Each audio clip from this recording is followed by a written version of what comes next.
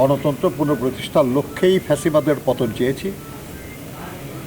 ফ্যাসিবাদের পতন হয়েছে, কিন্তু এখনও আমরা গণতন্ত্র পুনঃপ্রতিষ্ঠা করতে পারি নাই।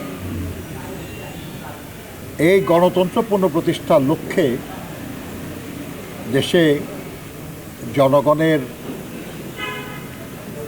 ভোটের মাধ্যমে অবাধ, সুষ্ঠু, নিরপেক্ষ এবং অংশগ্রহণমূলক একটা নির্বাচনের মাধ্যমে দেশে গণতন্ত্র পুনঃপ্রতিষ্ঠা হবে ইনশাআল্লাহ। ধারাবাহিকভাবেই আপনার দেশের রাজনৈতিক দলসমূহের সাথে আমরা আলোচনা করছি। আজকে আমরা আলোচনা করেছি জমিয়তে উলামা ইসলাম বাংলাদেশের সঙ্গে, এবং আপনারা জানেন যে এই দলটি 4 দলীয় জোটের অংশ ছিল। এটা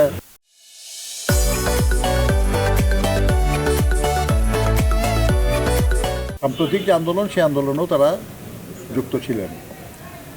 তো আমরা তাদের সঙ্গে কথা বলেছি। আমাদের দলের মহাসচিব মির্জা ফখরুল ইসলাম আলমগীর সাহেব উপস্থিত ছিলেন, এবং জমিয়তের 10 জন সিনিয়র নেতা তারা উপস্থিত ছিলেন। তালিকাটা আপনারা চাইলে নিতে পারবেন।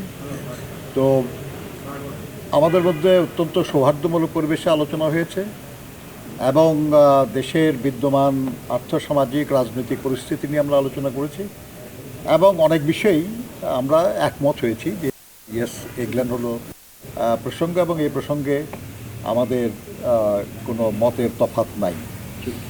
এবং আমরা এটাও মনে করি যে কোনো দেশপ্রেমিক গণতান্ত্রিক রাজনৈতিক শক্তি দেশের মানুষের কল্যাণের জন্য যা কিছু করা দরকার সে ব্যাপারে দ্বিমতের কোনো কারণও নাই। সেটা হয় না, এবং আমাদের ভবিষ্যতে আমরা যে যুগপৎ আন্দোলন করছিলাম, সেই আন্দোলন সবসময়ই সরকার বিরোধী হবে এমন কোনো কথা নাই। যুগপৎ আন্দোলন যে কোনো আকাঙ্ক্ষা পূরণের জন্য আমরা একসাথে করতে পারি। আমরা দেশে গণতন্ত্র পুনঃপ্রতিষ্ঠার লক্ষ্যেই ফ্যাসিবাদের পতন চেয়েছি। ফ্যাসিবাদের পতন হয়েছে, কিন্তু এখনও আমরা গণতন্ত্র পুনঃপ্রতিষ্ঠা করতে পারি নাই। এই গণতন্ত্র পুনঃপ্রতিষ্ঠার লক্ষ্যে দেশে জনগণের